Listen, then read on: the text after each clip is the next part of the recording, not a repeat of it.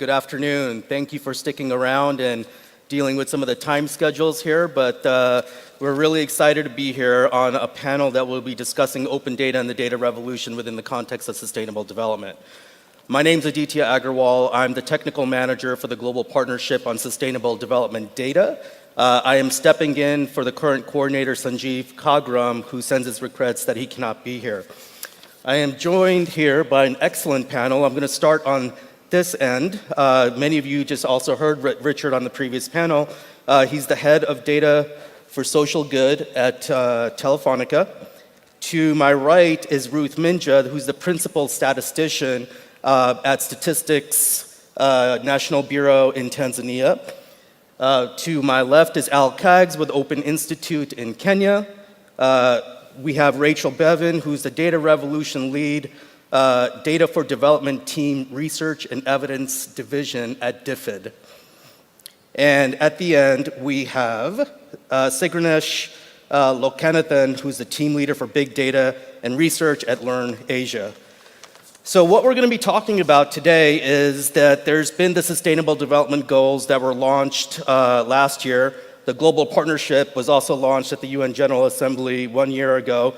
We celebrated our 1 year anniversary at the last General Assembly, and part of what the Global Partnership is trying to do, which has grown now to over 180 organizations, really pushing a whole of government and multi-stakeholder approach within the context of the data revolution and thinking about other types of information and data sources that are really going to help fill some of the major data gaps around the Sustainable Development Goals, which, if you don't know, is 17 goals, 169 targets, and 230 different indicators. So you can get a sense of the scale at which the data needs are there. And arguably, there's no one country in the world right now that's really well prepared to be responsive to that type of a demand. So the Global Partnership was initiated as a multi-stakeholder approach, bringing partners together and supporting countries as they start thinking about their data roadmaps and how they're going to be able to implement against the SDGs. So this session will assess the progress that's been made in advancing the data revolution for sustainable development, and what some of the key challenges and opportunities are. We're going to have a series of questions. We have about 1 hour, so I'm going to ask all the panelists to be concise in their comments. But I think that's a good segue for you as well, Al, because the SDGs so far have been a very national level dialogue thus far. So maybe with the question that I posed, you could put that within the context of some of the work that you're doing at the subnational level. So if I was going to answer the question about where we are with regard to the SDGs so far, I think among the successes I would say is that I've seen a lot more engagements with regard to the SDGs and with regard to data in the past year. Certainly in our region, we've seen a lot of engagements happening in Tanzania. We've seen a lot of engagement happening in Kenya. In Kenya, we had the National Data Forum that was a multi-stakeholder initiative that brought together people from government, from civil society, and from business. And it was hosted at a very high level because the Deputy President hosted it. And what has happened with regard to the data revolution in Kenya is that the Deputy President has been sort of at the forefront of driving a lot of that conversation. We've also seen quite a number of engagements and activities at subnational level. In Kenya, we have a three-level system. You've got the national system, you've got the county system, which is, we're a federal sort of country, sort of like the states. So you've got the regional level, which we call counties, and then you've got the hyper-local level. And, you know, as the Open Institute, we've been working a lot with the regional governments as well to try and figure out how can, because they're very new, they only started in 2013, to figure out how can they start by being open from the word go. How can they develop their own statistical offices in-house, and how do we make sure that their statistical offices start out as open data offices from the get-go.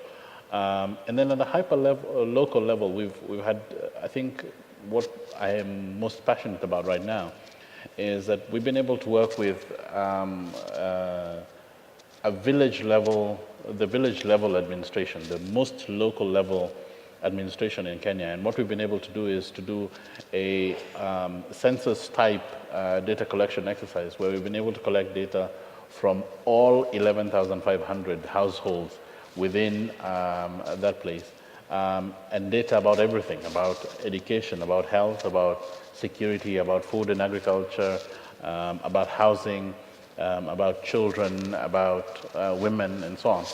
And working with that, we found that the local administration is now much better able to do targeted administration and targeted investments towards key issues. If, for example, you wanted to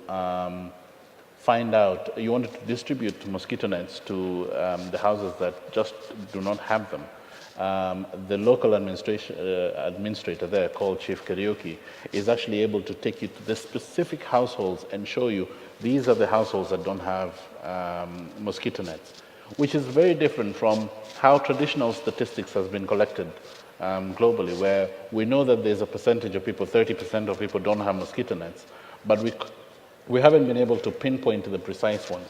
Now, together with people like development initiatives and Civicus and other organizations in Kenya, we're seeing a lot more activity trying to make sure that everybody counts, so that the way that data is collected and the way that statistics are handled, they are handled in such a way that leave no one behind, which is one of the biggest principles of the global goals. And I think that's been a good success story. But it's still slow, and there's still quite a number of challenges that we have to sort of overcome, including the fact that traditional statisticians, I mean, Ruth here is one of the more progressive ones, but a lot of traditional statisticians don't believe, for example, that you could collect data from everyone, right? That you could handle data you could literally count everyone, and that everyone counts. And so these arguments have to be demonstrated, and they have to be demonstrated on a piece-by-piece basis. To end that is just to say that, if we're going to be very successful with regard to the Sustainable Development Goals, then we have to make sure that they're achieved from the bottom up rather than from the top down. The thing that we have come to believe is that the biggest challenge that we have ahead of us is one of ensuring that data is relevant. Now, we could do a lot of the things that we've been doing over the last decade. We could build the apps, we could release government data, we could release private sector data, and so on. And we might even be able to do some interesting things.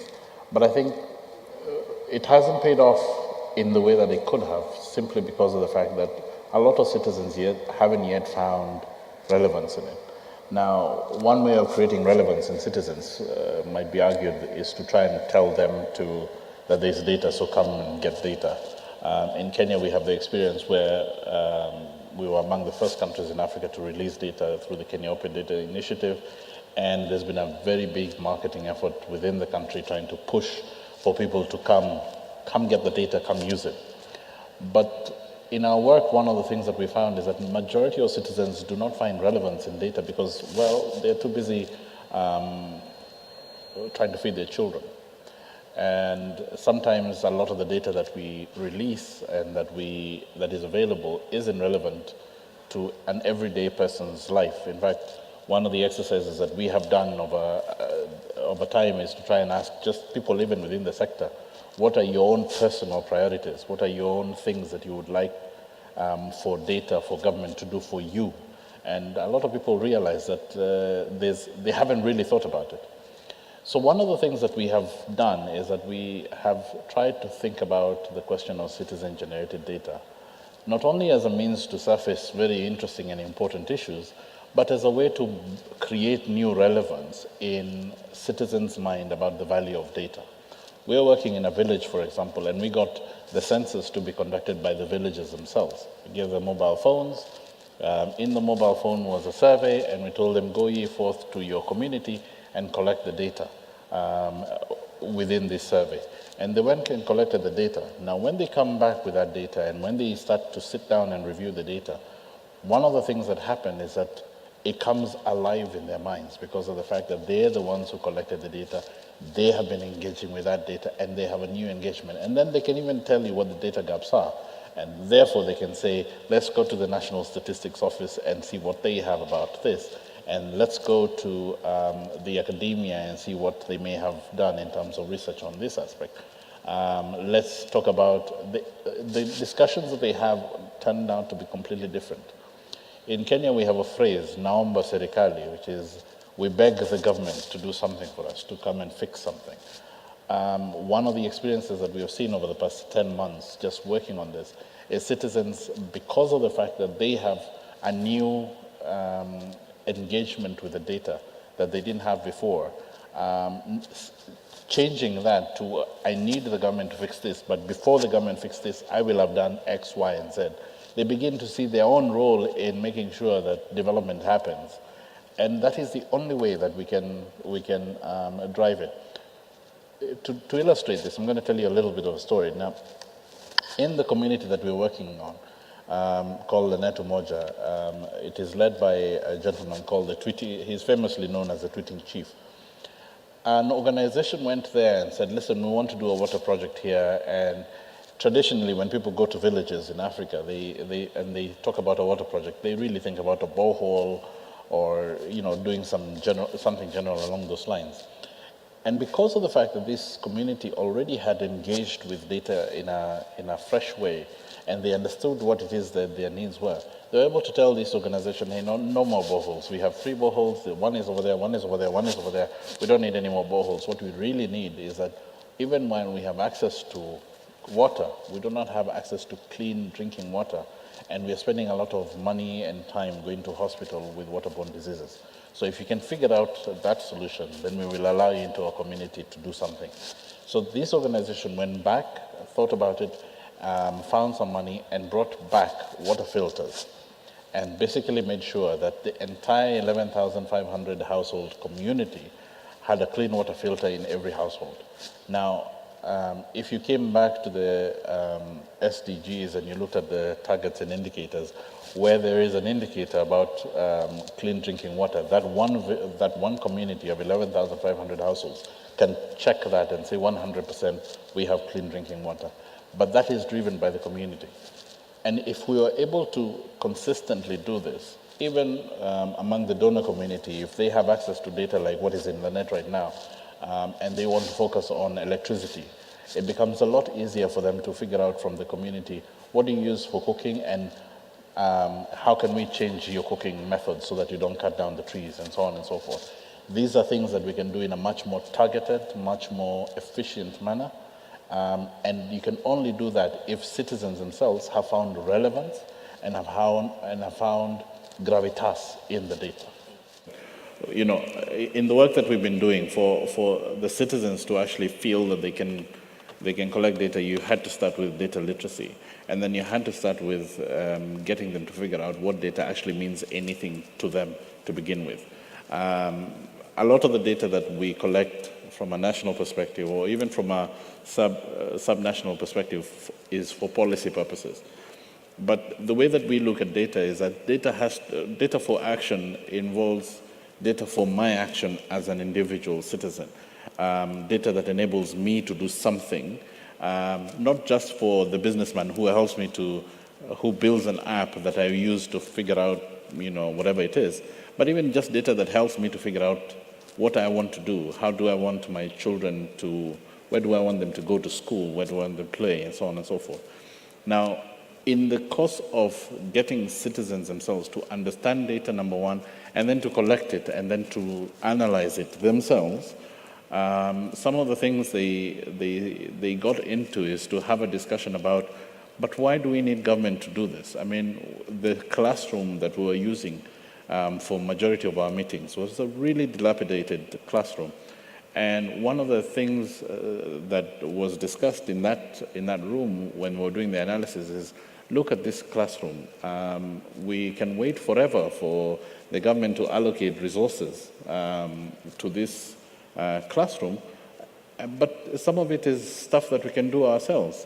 What if we got, as citizens, to come together and find $1,000 and repaint the classroom and put better wooden desks and so on. And they did the calculations there and they realized that as citizens, as the parents of the school, this is something that they could afford to do and they could do it without too much of difficulty. And they did. The classroom came from being a dilapidated one to a much better place. The young people of the community found space for themselves. They had been unemployed for a long time, but they were able to create new ways of supporting the farming community within Lanette by simply figuring out that everybody needed some reservoir for water. And they went ahead to create reservoirs, which is a big hole in the ground that allows water to come in and sort of dam there for a while. And they were able to do that for the farmers, and the farmers were happy to pay the young people because they are not idle and they're not drinking the illicit brews that they normally drink. So it is just a question of enabling citizens to find very strong relevance in it.